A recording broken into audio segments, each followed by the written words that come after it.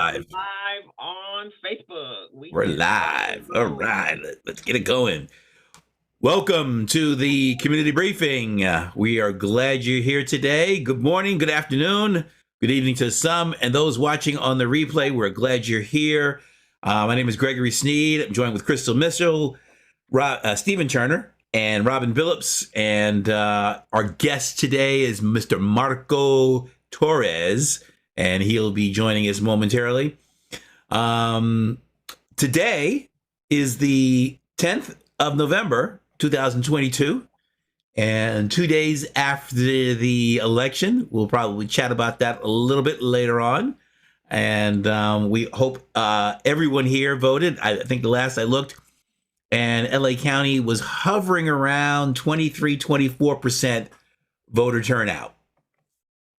So hopefully that number improves as they start counting more ballots, but still the majority of people are not making an effort to get to the polls or even mail it in.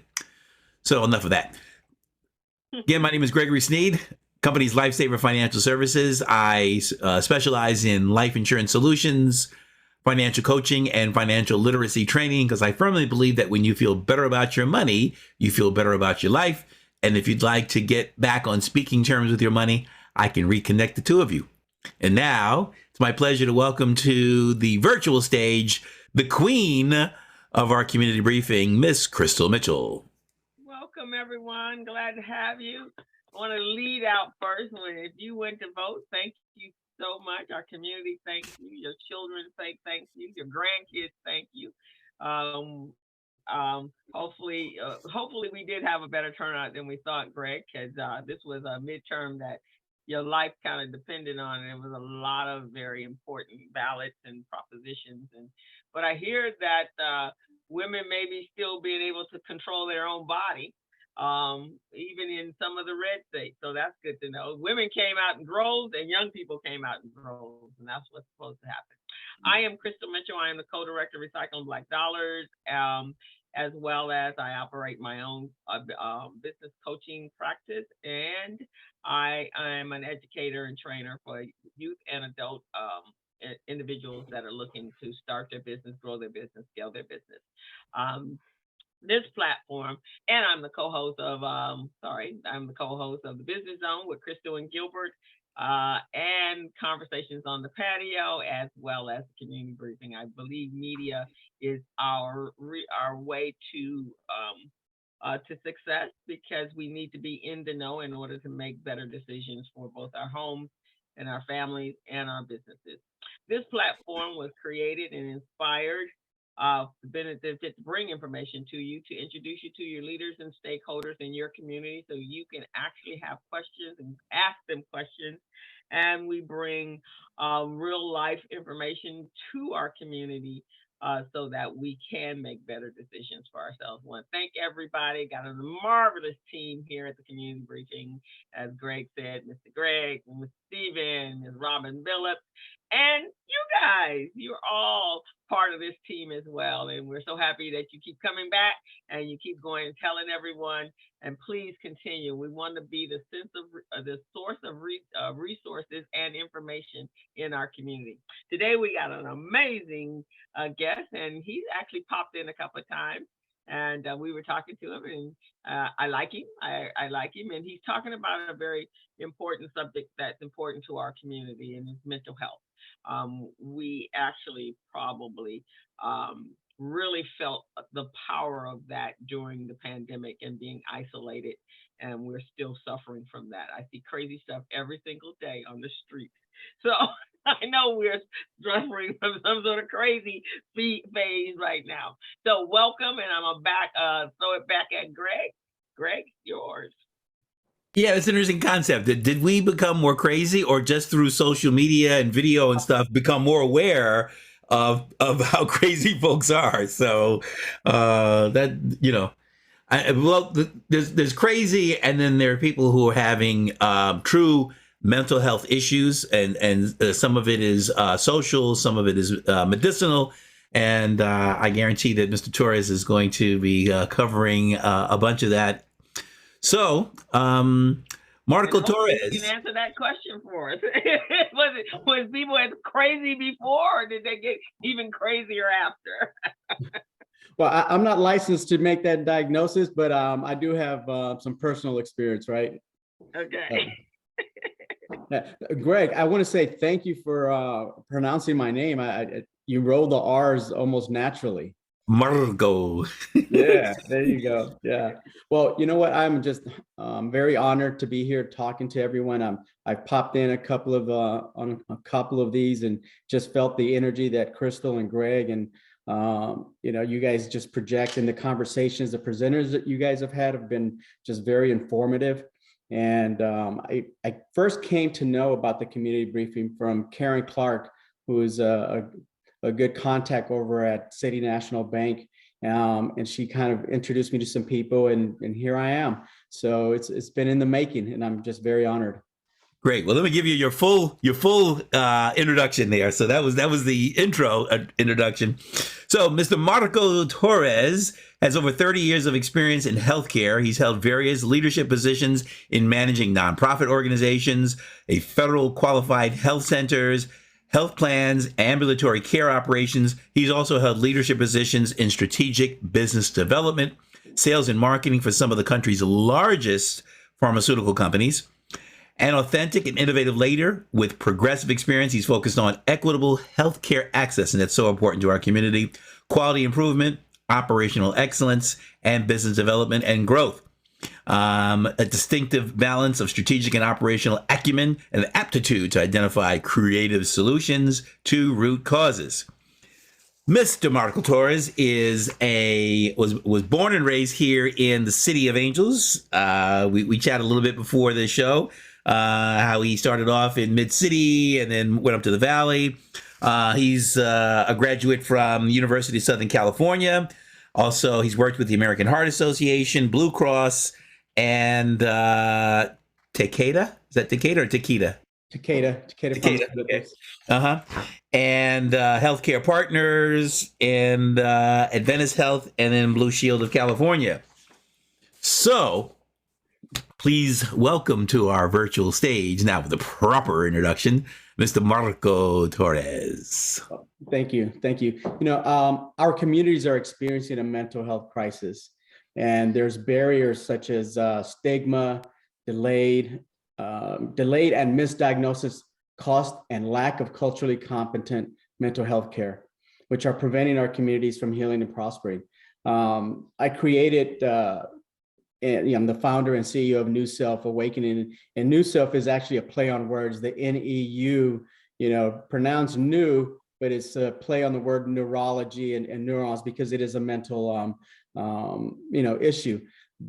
Our organization, we're focused on really helping our clients develop their true purpose by not just providing psychotherapy, but combining it with personal life coaching and case management.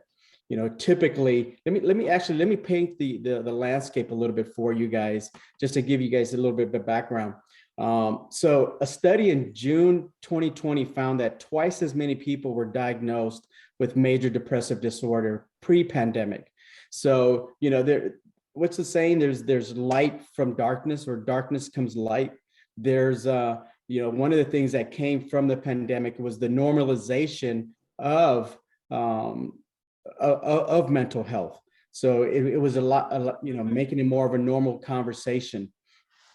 We see that suicide is the second leading cause of death among ages 10 to 14 and 25 to 34. That's huge, especially when you think about a 10-year-old, 14-year-old. And I have nieces and nephews that are 10 or 14, and I can't even imagine them thinking or feeling to the point where they have to take their life away. In that age, 25 to 34, those are the years that we're experimenting, that we're finding ourselves, that we're really, truly trying to figure out what direction we're going to go in. And those are suicide is the second leading cause of death among those age groups.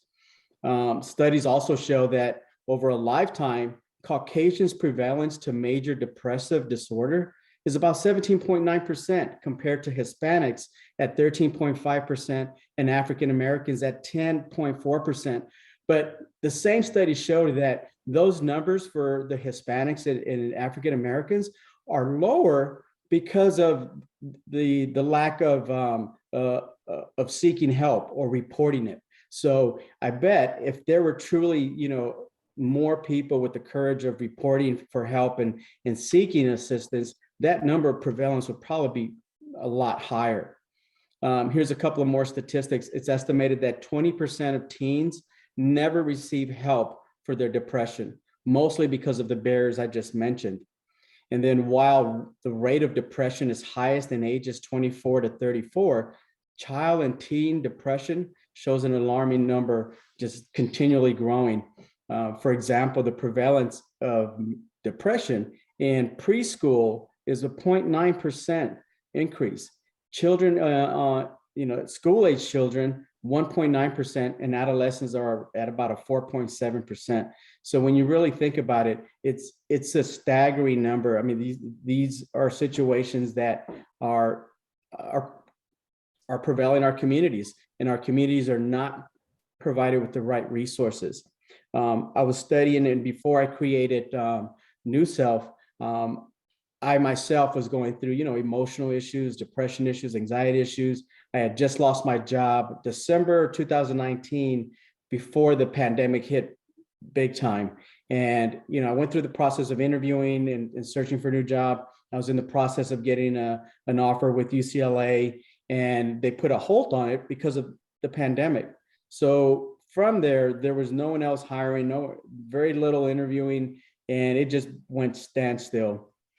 So it kind of hit me hard to where, I started having depression, anxiety, and just started having to find ways to preoccupy my mind.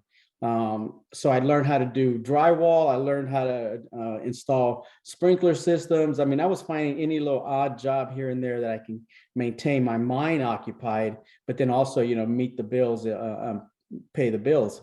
And knowing from my experience in managing healthcare outpatient clinics, it was always a challenge trying to find our patients' mental health. I'll give you an example. Our primary care physician would refer their patients to mental health services, and the first available consult or appointment wasn't available for 75 days. So when you think about the impact that's going to have on someone that's going through the depression, anxiety, and they can't see a mental health provider any sooner than 75 days, that's an impact. That's huge. So knowing that in the back of my mind, knowing that, everyone during the pandemic was going through emotional issues, the media didn't make it any lighter, reporting the constant number of deaths, hospitalizations, people losing their jobs. That just really took effect. So I started, let me create some positive messages, and I started using social media. I started posting on TikTok, YouTube, just positive messages. And then I decided, I need to create a nonprofit organization that's going to provide resources and access to not just quality, culturally competent psychotherapists, but when you think of therapy, I don't know, no raise of hands, but how many of us have gone through therapy? How many of us have gone through counseling?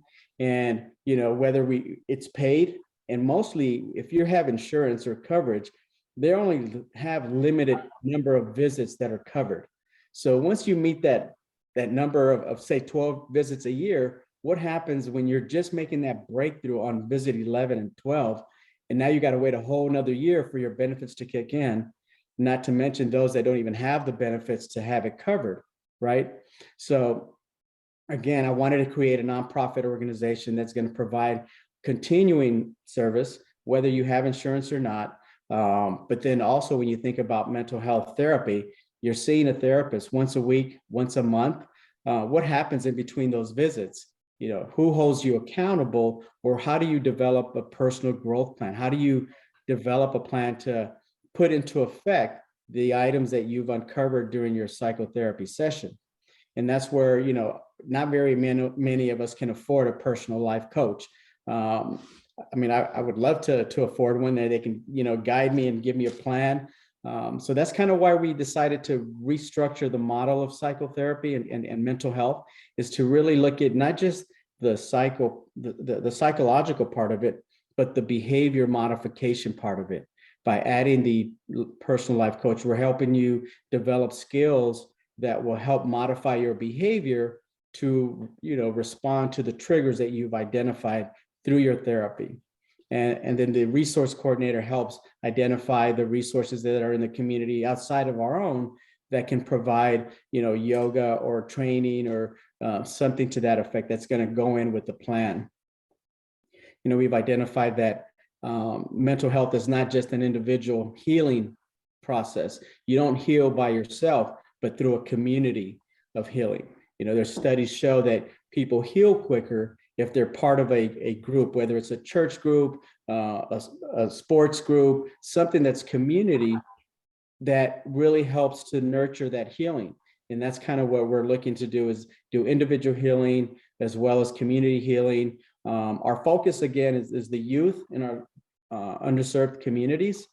And why did I pick the underserved communities? Again, the lack of resources. I want to show you real quickly, if I can share my screen, is that okay? Yeah, hold on a minute. We had to turn off screen sharing for a moment. Let's see here. All right, give it a shot now. All right, I want to share my screen because this is kind of huge. Where is it?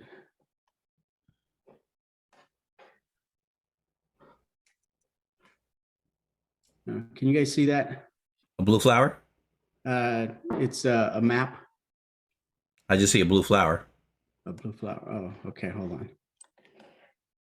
How's that? Now if you can enlarge it.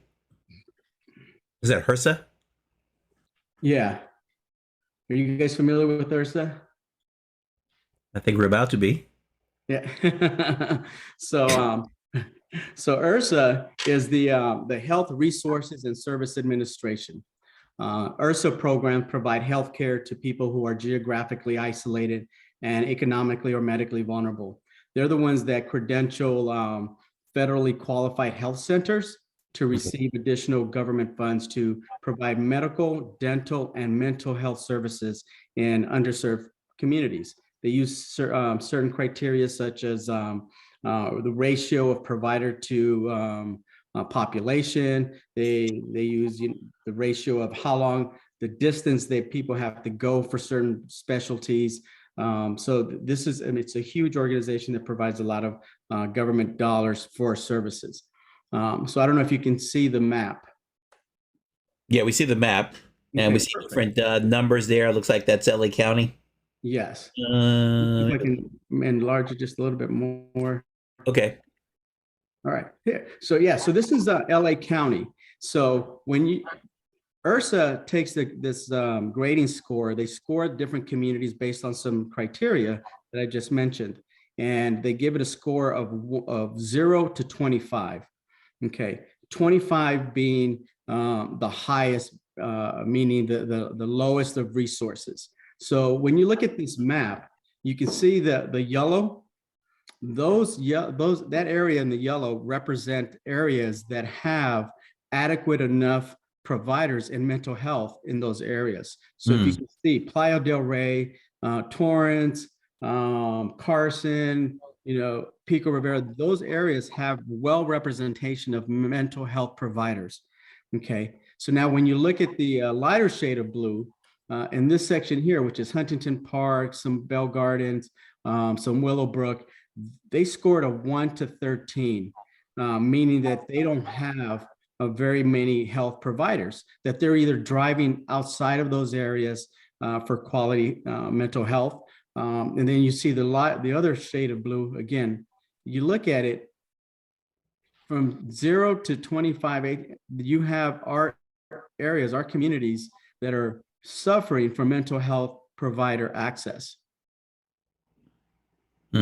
That's huge. If you break it down, I mean, if I come down a little closer and you look at Hawthorne, for example, they scored at 18 and above, meaning that there are very little mental health providers in that area to service the population that's in that area, the age brackets that are in that area, and the economic. So a lot of these areas are representing less than 100% in the federal national poverty level. Okay. So again, when you look at the map, based on population and households in comparison to number of facilities, not taking into consideration maybe the percentage of need. I think you may have addressed that, where the lower the income brackets, in theory, the higher the need. Although rich folks have mental issues too. So, okay, yeah, I get it. Right, correct. So I'm gonna stop sharing my, so I can, okay. Stop sharing. So yeah, so I felt it was important to look at the map again, only because our areas, and one of the areas that I grew up in, they have very limited access to mental health. As an individual growing up in the South LA mid-city area, we had our experiences of trauma. We've had our challenges, economical challenges, our housing challenges, and yet we didn't even know what mental health was back then. Nowadays it's becoming more of a norm. You're starting to find more people talking about it. And that's one of our goals and one of our missions, is that we make it a normal conversation, that you don't have that stigma of needing mental health care. I'll give you an example. I was managing one of our multi-specialty clinics in the Gardena area, and I had a staff person come to me and ask me, "Hey, Marco, is it okay if I take off early on Thursdays?" And I said, "Sure, no problem. Is everything okay?" She said, "Well, I'm starting to see a therapist, but I'm not crazy. I'm not crazy." And that was her response. And to me, it was like, well, if you're not going, I would think you were crazy if you're not going. But, I'm very supportive of you going, because again, the reaction that she gave me kind of just hit home to where, we automatically have that negative stigma. She asked if she can take time off early to go see a therapist, but right away she defended and said, "I'm not crazy." Right. So that's kind of what Neu-Self is trying to do, is make it of a normalization, look at changing how we follow up with our psychotherapists, and to really truly develop an outcome plan. I've been very successful in healthcare, managing multi-million-dollar organizations to where everything is outcome driven, right? There's a process, there's a goal, and there's a strategy to achieve that goal. I want to bring that to the mental health space, where we're not just going to mental health therapy to be going, but that there's an actual plan, that there's an outcome that you want to reach, and that we're providing you with the resources to meet that outcome. So that's great information. There has always been a stigma, obviously, with mental health challenges, and going back to maybe the 19th or early 20th century, when I can't remember the pronunciation. It was sanitariums or sanatoriums, where people were just isolated, huh? Yeah, sanitariums. Sanitariums, and they were just isolated from general population because they didn't have the skill sets to deal with it, weren't able to secure that. And some mental health challenges are environmental, some are medical, and I think removing some of that stigma, just like you said, she said, "Well, I'm going to get some counseling, but I'm not crazy." You're trying to get away from that crazy stigma. How do we move towards that? Are there educational things so that people feel more comfortable in getting help and assistance than and not getting that getting labeled what do they call it here in LA, 5150 or something like that? Yeah, 5150, right. So I mean, when you think of mental health, there's different levels, right? You have your moderate, your low to moderate, and then you have your acute, right? And the acute is really those that have been diagnosed with certain mental illness, like that they're really true, psych issues, right? Bipolar, schizophrenia. So those are the highly acute. And then you have the low to moderate, where you're just starting to have, anxiety, depression. You don't know how to control that depression, how to react to the depression. That then causes you to have certain behaviors because of the depression, which leads to then addiction, to then leads to this. So it's a progressive type of disease, right?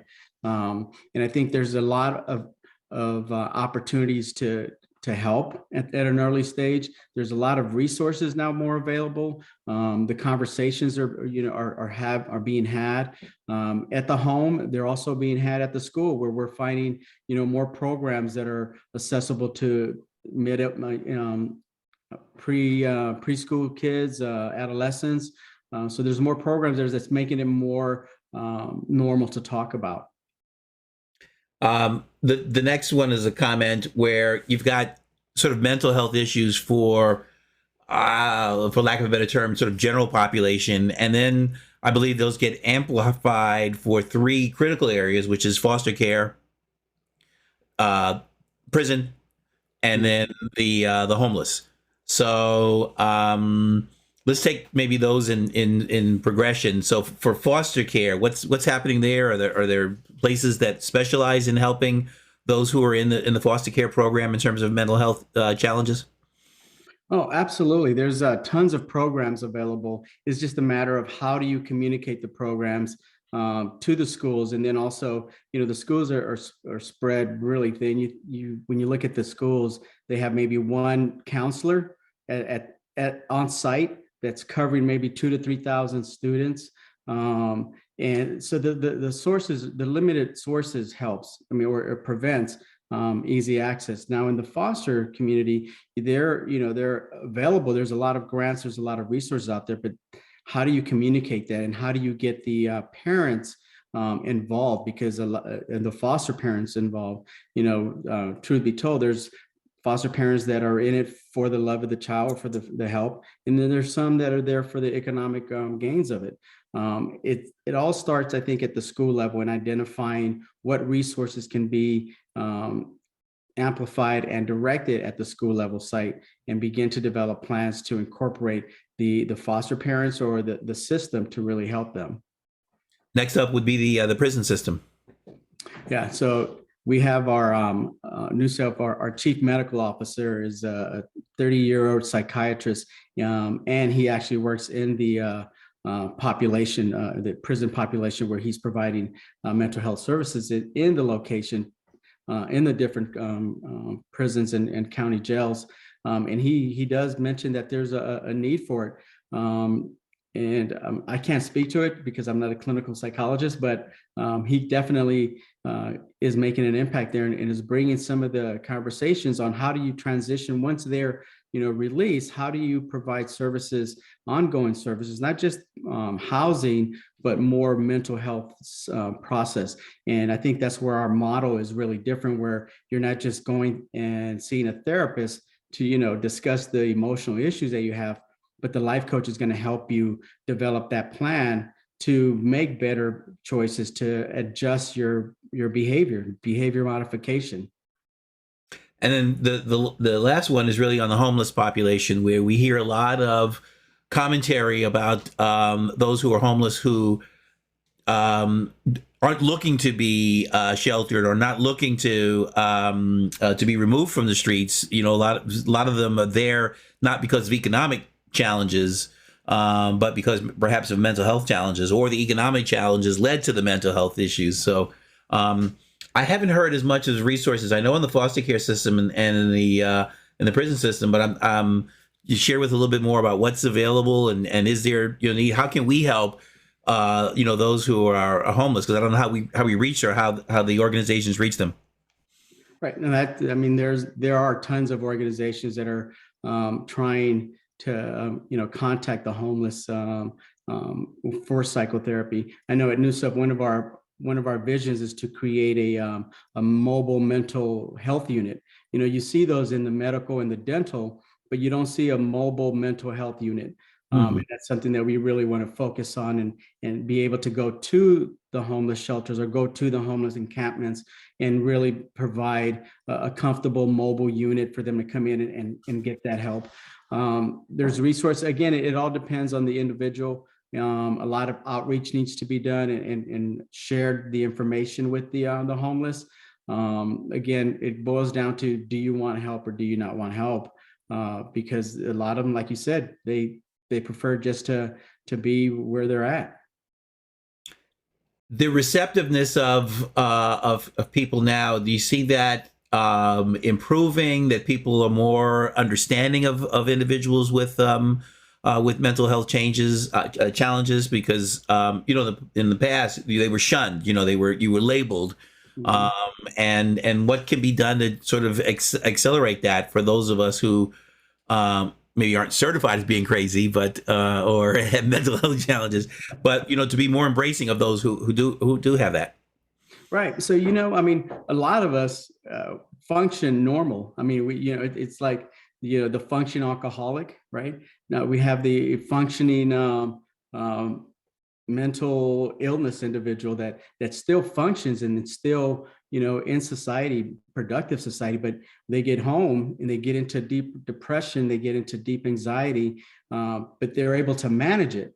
Now there's individuals that get to a point where they can't manage that, and that's where we as individuals need to put our egos aside and say, you know what, I need help, and be able to go to family members or a support group that you have and say, I need help. I have this issue that I can't, deal with, and really look at, again, going back to that community health, right?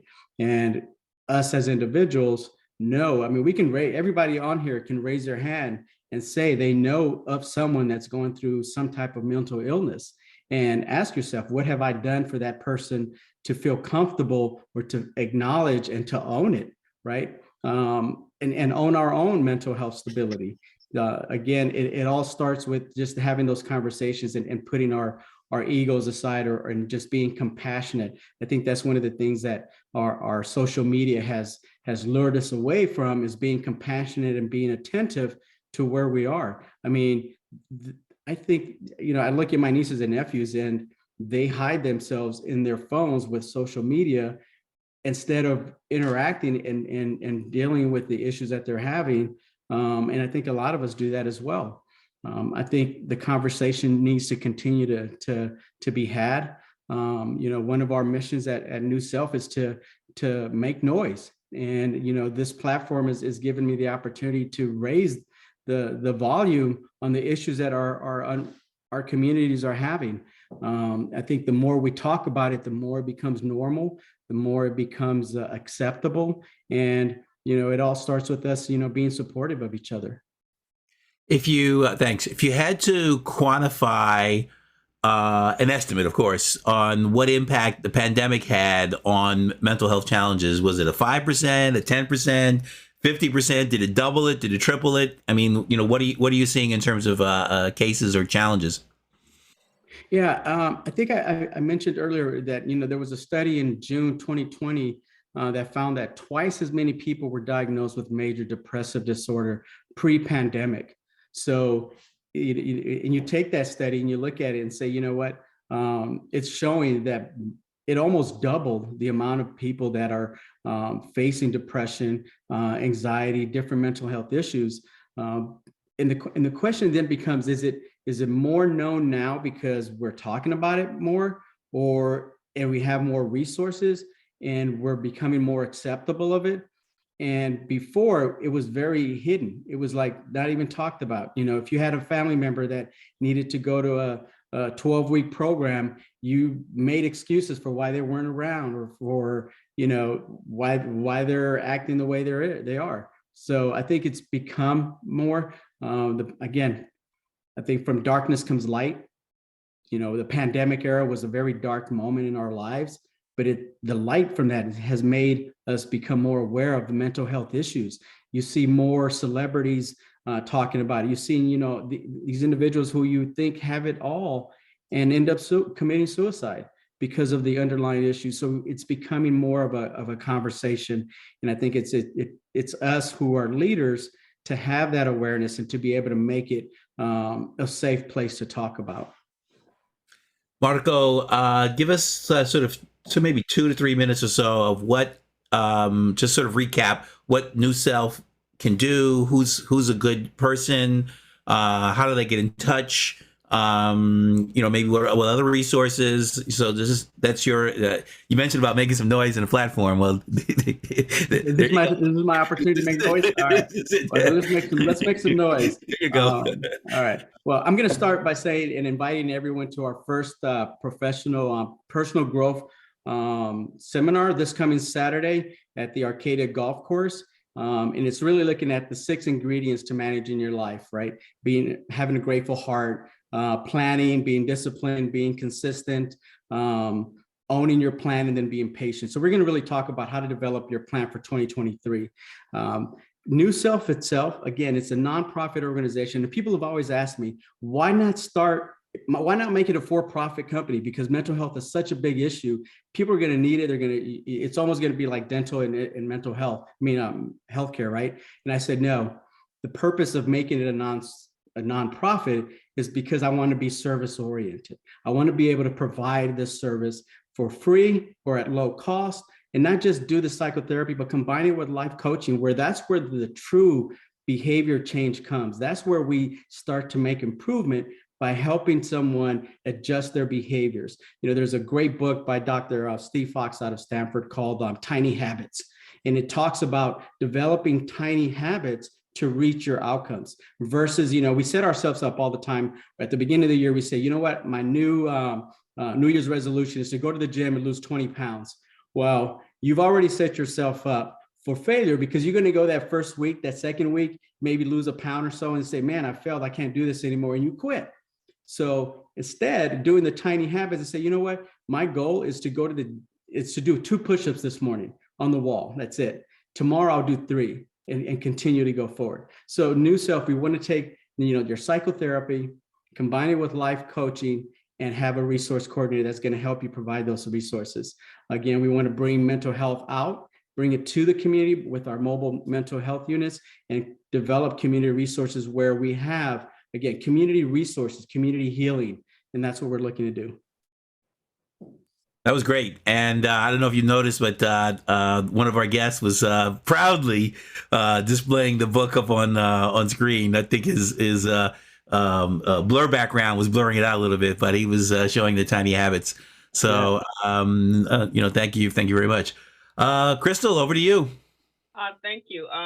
Marco, some of the things, I think technology is absolutely fantastic. Obviously, it has advanced us so far, but it's also, especially with our children, have made them quite antisocial and very uncomfortable interacting with other human beings and I find that also with adults, which could contribute to some of the depression that young people are feeling. Would you not agree? Oh, totally. And one of the things that we're focused on Neu-Self is becoming an innovative mental health, behavioral health organization, where we're looking at different types of technology to help us with this. There's a lot of technology coming down the pipeline, specifically with health. If you look at the Fitbit, if you look at the iPhone, they're monitoring heartbeats, exercise plans. There's wearables that are coming down that are measuring anxiety levels.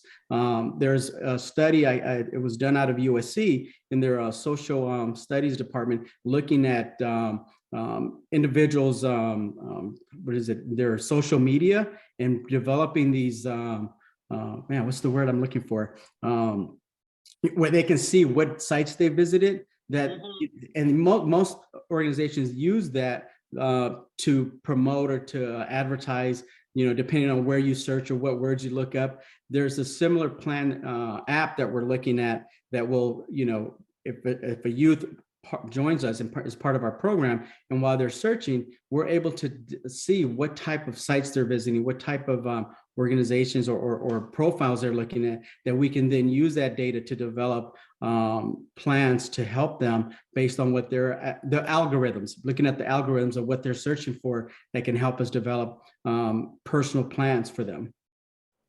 Yeah, it's and also, some of the things on my show on Friday, the Business Zone with Crystal and Gilbert, we're doing a series on relationships, building healthier personal relationships as entrepreneurs. And a lot of it comes down to communication skills, right? And so we had a therapist on Friday, and that was one of the things she was saying for couples, it's really good for you to go in and have a therapy session. And before you really talk about getting serious, that's probably one of the first things you can do, because we don't quite know each other well enough to know what our communication skill, our levels are, and what our love language is. Yeah. And it's interesting. And one of the things that we brought out is, as entrepreneurs and business owners, we concentrate on making sure we're communicating with our potential clients and how to outreach them. So we're really super conscious about communication skills, right? But when we get into our personal lives, we seem to have lost the ability to communicate with each other.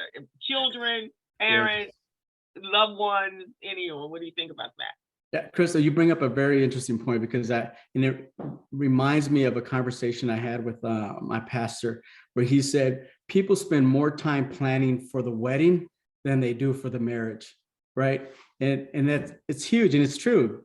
You'll spend hours and days and weeks to plan that wedding, but not plan for the marriage. And you're almost kind of like reactive. Once you get into the marriage, now you're in a reactive behavior.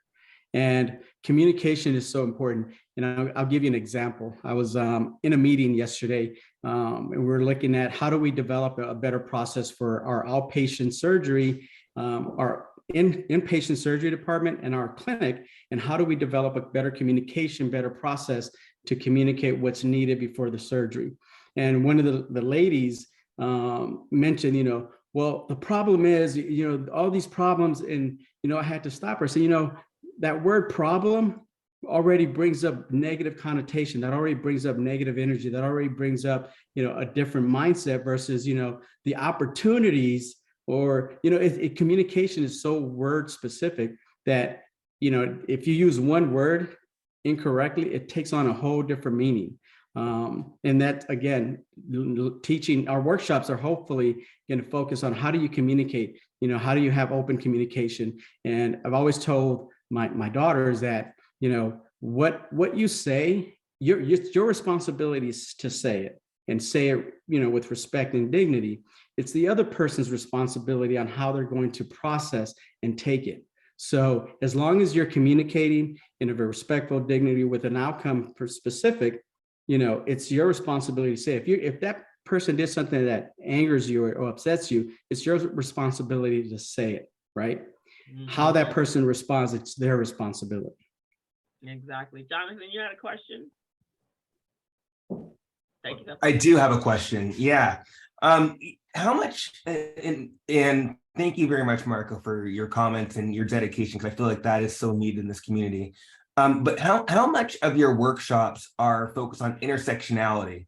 Because I think that is a lot of a problem within the Black community that we struggle with, because we aren't necessarily, we think it's one solution for every Black person. It's not. There's Black women that need to be looked at that may feel differently or may struggle with something differently. There are Black LGBTQ people that may need to struggle something differently, even relationships, etc.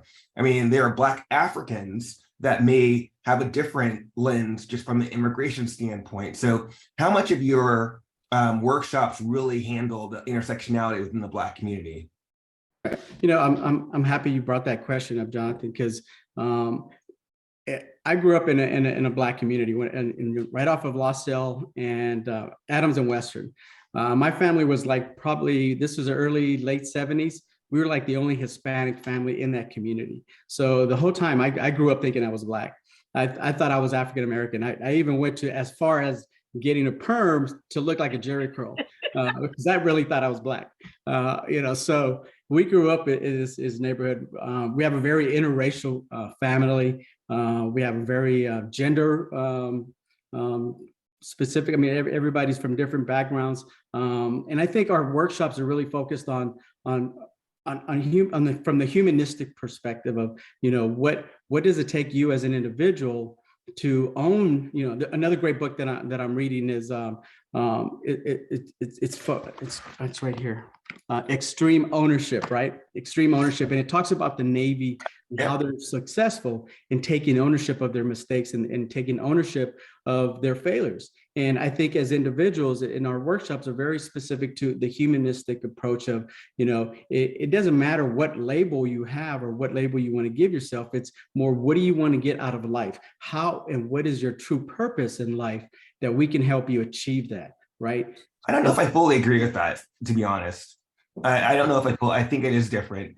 LGBTQ people feel very different in the Black community. It feels not accepted, actually. Yeah. And if you aren't gearing conversations towards that, then you might be missing the mark with those individuals dealing with depression within the LGBT community. Yeah. But that's my experience. I'm very involved in the community, especially among BIPOC people within. I grew up on the West Side in a very white community in the Palisades. We were one of 3 Black families my entire childhood. So, very different, and they're very different. There's a very different lens when you think about intersectionality, right? Absolutely. And so, I don't know if I agree with your statement at all. I think it is humanistic, but I think the next layer is very important. You know what? I love your commentary, Jonathan. And one of the reasons why I'm on here is also to recruit board members. So if you're interested, and if you know someone that can join our board and help us and really look at our programs to make sure that they're intersectional. We're still building our board. We definitely want to have representation of the community that we want to represent. So I welcome you to look at our website and shoot me an email and see if there's some dialogue that you and I can have on the side as well. Sure. Yeah, we can talk. Sounds good. I do think, and you do bring up a good point, Jonathan. We live in a very complex society today, right? And everything is very hyper racial, hypersexual, and a lot of misunderstandings on all parts, right? And when you take within our communities the Black and the brown, we live side by side, like Marco said. We live side by side with each other, but external individuals have created a wedge between us to make it appear that we're different from each other. Culturally, we're all the same, right? We all come from a cultural background as far as how we were raised, how our parents, we love, we hate, we feel pain, illness, we love our children, but then the world steps in. And so I think in part of our depression and that we're suffering is that the external individuals, the news media, every time you open up your social media, there's a lot of hate going on, right? And you can internalize that hate where it becomes a cancer within you. And that's really what we're seeing today. And so more open conversation is the way we deal with that, is to realize that we're the same, right? Obviously, Marco, if you felt Black in the community you were in, it's because you were welcomed in that community and they didn't see you as anything different, right? You were just Marco. Well, you bring up a very good point. I do have to say, though, there are specific things within the Black community that aren't. For example, I used to go to West Angeles Church, right? Bishop Charles Blake. He is great when he's not talking about LGBTQ people, because he talks about they're going to hell. He talks about it doesn't matter. That's also acceptance, right? And there's a lot of churches that don't do that, and so and so that creates separation within the Black community also. Right. So it's not, there's some overt things, yes. And there are some media related things, but there's some real things that we as a community need to do to support everybody within our community. Right. No, agree. But again, you got to realize from the Black community we start with post-traumatic slave syndrome. That we start there. And then we expand out to everything else. So there's so many other things and that's why what Marco is saying, mental health awareness within our communities, the Black and the brown communities, are vitally important, because we come with an already full up slate before we even start to breathe, right? The slate starts from the womb. And so I think what you're doing, Marco, is excellent, because the more awareness and the more the more awareness we have about what's broken within us, and we fix what's broken within us, then we can listen to everyone else and hear what's broken with them, and then we can come together as a people. Absolutely, Not a absolutely. psychologist, but that's my opinion. No, and it's a beautiful opinion. Also, I mean, I like to read. Another book I was reading was Bruce Perry with Oprah, that talks about, instead of asking the question, why are you like that, or why are you doing this, asking the question, what happened to you? And that's really, it's a really good book that talks about, trauma begins at birth, even before birth. And we're consistently experiencing trauma, internal and external, which then causes us to, go a different direction, or it really talks about our flee or flight reaction. It talks about how we deal with anxiety and depression or trauma. And some of us will either fight it on and move forward, or there's others that will flee it and run from it. So, it's a matter of how do we change the mentality of what happened to you. I mean, why are you like that, to what happened to you, right? Yeah, my wife sits on the board of the organization called the International Society of Black Latinos, and it was formed because there are a group of people who have Latino or Hispanic origin. Cuba, Panama, Rico, huh? Puerto Rico. Puerto Rico, sí, Morena, yeah, Dominicanos, yes, and so they are Hispanic by nature, but not necessarily embraced by the Mexican community here specifically, and then those who are white see them, they see the skin color and just assume that they are Black American, and then when they start speaking Spanish, they're just like totally shocked. So they sort of feel squeezed in between. And so that organization is looking to bring awareness to to Black Latinos, and it's something that if you're interested in, I'll certainly have you get connected with them. Mm-hmm. But it's an easy dynamic, yeah. And I think, Greg, on the same level with Africans that come from Black people that come from Africa, and those of us that were born here in America, African Americans, we don't quite come together either, right? Because I find, and I had this on my other show. I've spoken to Africans. They're so much more confident about who they are in their person than we are as Black people, right? They have that go-to it. They'll come here and change the world. When Lily Altino was on, they'll change the world. But here we have so many other things internally that stop us from really reaching our greatness and our highest level because of that. But they become American Africans, right? Yeah, exactly. Exactly. So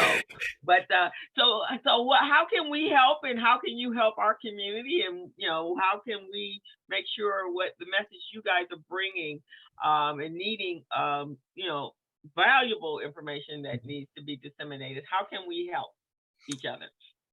Beautiful question, Crystal, and I really appreciate that question, because as a small and young organization, we definitely need the support of our community and our business leaders, because when you tie it back together, you're a business leader, a business owner, you have employees that are going through mental health issues that are either calling out that impacts your productivity, that are not 100% at work. How you can help is actually allowing me to continue to grow this noise that I'm making, and combining and changing the field of mental health from just psychotherapy, and bringing it all together, where you have your psychotherapist, your personal life coach, and your case management, and helping me open doors to funding, to support, allowing us to promote our workshops with your organizations.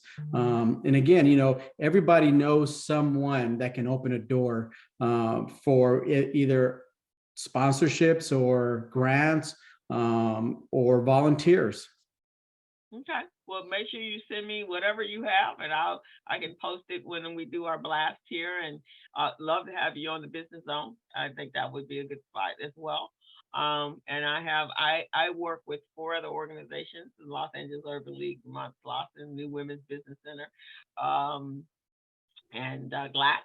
And maybe we can get you, introduce you to them. And because all of us are, I love my community, and I want my community to be healthy. I think that's the only way we can survive on this planet. We have to get healthy, both physically and mentally.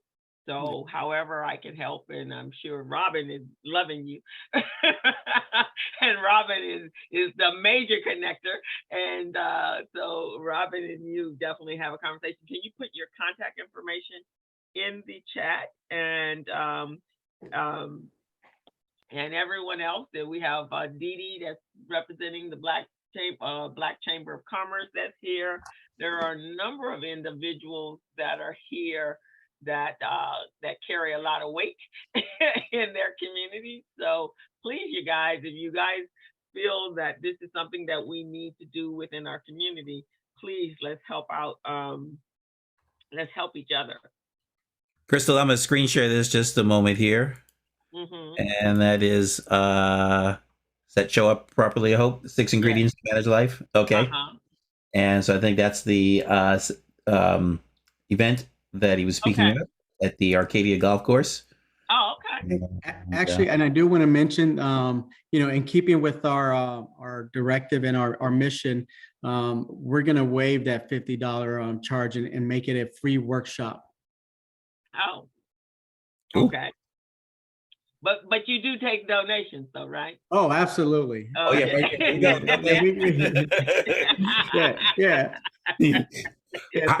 Thanks, Greg, for hitting that donate button, because donations are greatly accepted. How are you guys formulated? Are you a see it's .org? So are you a 501c1 or something? How does that? Yeah, no, we are a 501c3 organization. It's service specific. Yeah. So your contribution donations are tax deductible, and as we're closing out this fiscal year, and you're going to need that charitable donation write-off, we're right here for you. Is any donation too large? No, never too large. And no donations too small either. Okay, there you go. Marco, and I'll give you a call. I sit on the board of a tennis program in our whole area. Besides teaching tennis and exposing our kids to tennis, we also create a healthy environment for them. So love to have you come out and talk to our kids and they're from the ages of 4 to 18 on depression and things that are facing our young people. I would be honored. And skill sets that they need. So I can help set that up, if that's something that you would be open to as well. Oh, definitely. Okay, yeah. All righty. You have been awesome. Thank you so much. We so appreciate you for coming, and continue to come. However you need us, let us know. We are here to help you. And you're doing good work. And sometimes God just puts us through paths and takes our jobs away so he can help get you on the path for your destiny, right? And yes. so maybe Amen. That's what that was all for. Yeah. Amen. Well, thank you guys so much. Again, it's been an honor and just a privilege to be here on this platform, and I continue our relationship. Thank you. Well, we're definitely here for you. Thank you, guys. One quick thing, Calvin, you want to tell them about your event real quick? 2 minutes. Take yourself off mute. And Stephen for next week as well. Yeah, Stephen first, and then Calvin while he's getting his mute off. Stephen? Well, next week we are fortunate to have from Citibank, Vera Moore. Vera's going to talk about talk about cities giving to our community, talk about business opportunities for those in the community, as well as how we can benefit by working with Citibank. So if you know of Citi, join us next Thursday. Thank you, Stephen. All right, Mr. Calvin, 2 minutes. Okay, thank you. I enjoyed the presentation, good information. Mental health is so important, and we really need services like this, so thank you. But anyway, I'm representing creditcardsavers.com, but we were trying to get our information out, and we created an event called the Community Debt Relief Expo. And our inaugural first event is going to take place at Rogers Park on the 19th, and it will be from 10 a.m. to 4 p.m. The Inglewood Community Debt Relief Expo is an event that we're trying to bring together city, state, federal, nonprofit agencies, along with private vendors, vetted organizations providing tax resolution, credit repair, all of these areas that affect people in debt. And right now, statistically, we have about 39 million Californians in debt. So that's a large portion of the populace. So once again, there's a link. You can go to Community Debt Relief Expo. I put some information in the chat. Please support us. It's a free event. Just if you're in the area, come by. There'll be information available from city, state, federal, as well as private entities. So thank you very much. Check out our information in the chat. If you're dealing with some credit debt issues, we're trying to take this event on the road. So our first inaugural event is the 19th for the city of Inglewood. And then we have other locations that will be following. So thank you, everyone. So I can bring my credit card statements there and get some relief? Bring them, please bring them, and let's discuss how we can help you solve that issue. You get a check and you get a check and you get a check. I love it. I'll be there, Calvin. Oprah Okay. at the event, huh? Well, also, please, if you have your platforms, I know it's asking a lot, but list this on your platform, because it's the first inaugural event, and the goal is to eventually hold this at a venue like the Forum, because there's so many people dealing with tax issues, mortgage issues, housing issues, debt issues. It all comes under the same sphere. So thank you, and I hope to see you guys. Yeah, I love to promote. I would love to promote that. Is there an Instagram? Yes, Instagram? if you go to communitydebtreliefexpo.com, there should be some links. And also you can send me an email at info@communitydebtreliefexpo.com, and I'll reply with whatever you need. Okay, great. Thank you. And Crystal, thank you so much. Yeah, I think the economic development piece is so key. So thank you for doing that too. Thank you. And Crystal, one more time on the you mentioned with Neu-Self, the community briefing does also accept donations. Yes, we do. and I just put in this platform is powered and sponsored by Recycling Black Dollars and the Black Business Association, as well as financially sponsored by Southern California Edison, Wells Fargo Bank, and SoCal. And we do take donations. We want to thank all of our new guests, who everyone has come in, and please come back again. I hope you found this information valuable. The recording will be edited and will be up on LinkedIn. It's already on Facebook. It's streaming live right now, and as well as community on YouTube. So, and if you want a copy, next week when you get my notification, it'll be embedded in that as well. But if you want one prior to that, then reach out to me and I'll make sure you get that. We want to thank you guys. It's 12:04, so we don't want to overextend ourselves. Thank you guys for voting. Did a good job, but I think we got a runoff, so you're going to have to come back again December 6th. So we want to make sure we make what we need to make happen.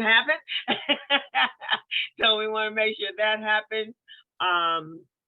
I don't know if there's any events going on, but please be safe out there. But again, be safe with COVID, because I hear that we're at the extreme again. So make sure you get your booster if you guys are eligible. I just got mine. My arm is sore. But hopefully I don't have any other side effects. Hello, Calvin. This is Richard Palais. I'm just wondering. So Richard and what's name is making a connection. So thank you guys. Marco, you are welcome. His phone number works, ladies and gentlemen. Please come back to us and share anytime you have something that is valuable for us, and anyone else. If you have organizations that work with kids and young adults and all of us, then reach out to Marco and let's help him grow his organization. It is most needed in this community. And thank you, Emma Maxey. I know she was helping with the voting. Robin, you always on the voting path. So we just have to say, now here's the thing, guys. We voted for these individuals. Now let's make them accountable Accountable. for their actions. Yes. Don't let them slide if we didn't vote them in there. Get on the horn, use your social media, use your outreach voices, your connections that you met on this platform, and make a noise. Okay? Important. Can't just let them just be there. We got to make them accountable for being there. Miss Absolutely. Emma, you got anything to say? Who me? I'm sorry. Yes. Let me tell you, start now, lay a couple of dollars back and start donating to the Democratic or whatever. I shouldn't say that. Start donating to the politicians. They need our help financially. And we can't wait until after the election and see, have we done this? We would have made a difference. We have to support them. So everybody think about that. And as you can see, every single vote counts. Every vote counts, and I love the fact that we have new blood in the Absolutely. office. I am so excited about Sydney because I really love her energy.